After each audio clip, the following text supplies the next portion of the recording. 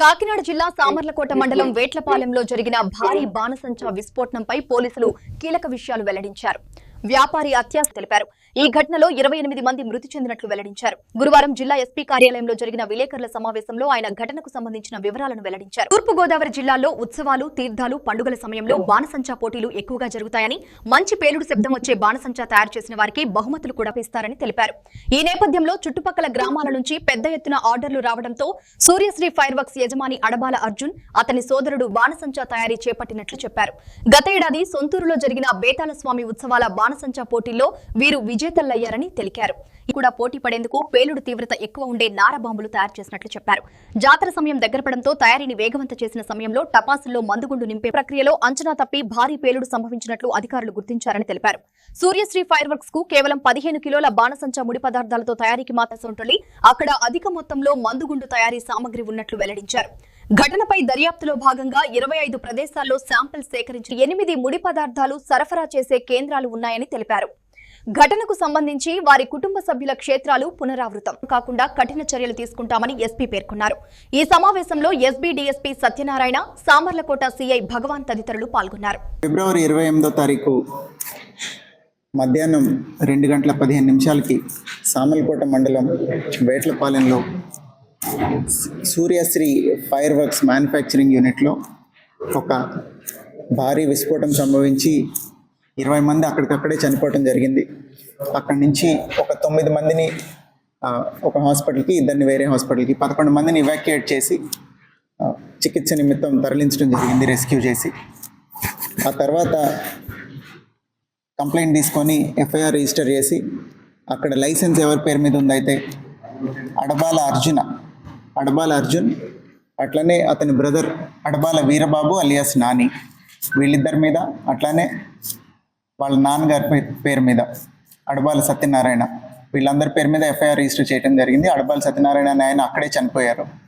వీళ్ళిద్దరూ అడబాల అర్జున్, అడబాల వీరబాబు అలియాస్ నాని వీళ్ళ కోసం వెతుకుతూ ఉండగా ఈరోజు మధ్యాహ్నం 2 గంటలకి సామర్లకోటలో ఉన్న రైల్వే షెడ్ దగ్గర వీళ్ళు వాళ్ళ లైసెన్స్ తదితర కాగితాలు తీసుకొని ట్రైన్ ఎక్కి పరారీ అవడానికి ప్రయత్నిస్తుండగా ఇవాళ అరెస్ట్ చేయడం జరిగింది. వాళ్ళిద్దరిని అరెస్ట్ చేసి ఇప్పుడు రిమాండ్ పెట్టి ఫర్దర్ ఇన్వెస్టిగేషన్ విల్ టేకప్.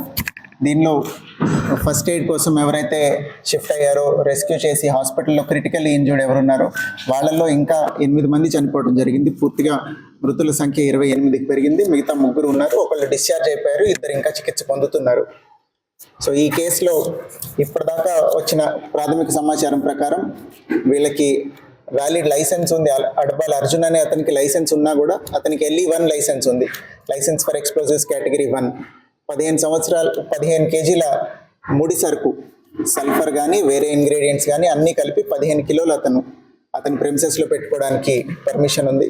అట్లనే రెండో తమ్ముడు ఎవరైతే ఉన్నారో అడబాల వీరబాబు అలియాస్ నాని, అతనికి LE5 లైసెన్స్ ఉంది.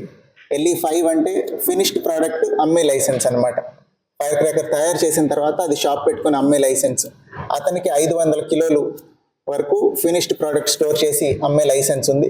ఈ LE1 లైసెన్స్ ఏదైతే ఉందో అది 2026 సంవత్సరం మార్చి 31కి ఎక్స్పైర్ అవుతుంది. LE5 లైసెన్స్ 2027 సంవత్సరం దాకా ఉంది, వీరబాబు పేరు మీద ఉన్నది. వీళ్ళు ఇప్పుడు ఈ లైసెన్స్ ఎండ్ అయిపోతుందని ఎక్కువ రా మెటీరియల్ తెచ్చుకొని, అతని తమ్ముడికే LE5 లైసెన్స్ ఉంది కాబట్టి ఫినిష్డ్ ప్రోడక్ట్ అక్కడ పెట్టేసుకుంటే తర్వాత అమ్మి ఎక్కువ మొత్తంలో డబ్బు సంపాదించవచ్చని, దాంతోపాటుగా జగ్గంపేట మండలం మల్లిసాలలో సింగారమ్మ తల్లి జాతర ఒకటి 3వ తారీఖున జరగాల్సింది. ఆ 3వ తారీఖున జాతరలో నైట్ టైం క్రాకర్స్ పేల్చడం వీళ్ళు ఒక 9 సంవత్సరాల నుంచి చేస్తున్నారు. వీళ్ళ కుటుంబం తరఫున, వీళ్ళ ఇన్లాస్ ప్లేస్ అది అత్తారూరు. సో అక్కడ night time fire crackers display పెట్టడం కోసం ఈ 2 కారణాల నిమిత్తం ఎక్కువ మోతాదులో తెచ్చుకొని ఉంటారు, పర్మిసిబుల్ లిమిట్ కన్నా ఈ రా మెటీరియల్స్ అనేది ప్రాథమిక సమాచారం. వాళ్ళకి లైసెన్స్ ఉన్నా కూడా వాళ్ళ నిర్లక్ష్యంతో ఎక్కువ మంది వర్కర్స్ని ఎంగేజ్ చేయటం, అట్లనే ఎక్కువ మోతాదులో ముడి పదార్థాలు, బేసిక్ ఇంగ్రీడియంట్స్ ఏవైతే ఉన్నాయో అవి తీసుకురావటం వలన రాంగ్ హ్యాండ్లింగ్ జరిగినప్పుడు ప్రెషర్ సెన్సిటివ్ మెటీరియల్స్ ఇవన్నీ ఇప్పుడు కొంత రాపిడ్ వల్ల కానీ ఏదైనా రాంగ్ హ్యాండ్లింగ్ జరిగితే బ్లాస్ట్ అవటం జరుగుతుంది. ఒక చోట బ్లాస్ట్ కనుక జరిగితే ఇట్లాంటి చోట్ల RFSL ఫస్ట్ విజిట్లో కూడా చెప్పింది, ఆ షాక్ వేవ్ వల్ల ఇంకా విడిగా ఉన్న పేలుడు పదార్థాలు ఏమున్నాయో అవన్నీ కూడా డెటనేట్ అవడం జరుగుతుంది, బ్లాస్ట్ అవుతాయి. సో అట్లా జరిగి ఉంటుందని ప్రాథమిక సమాచారం.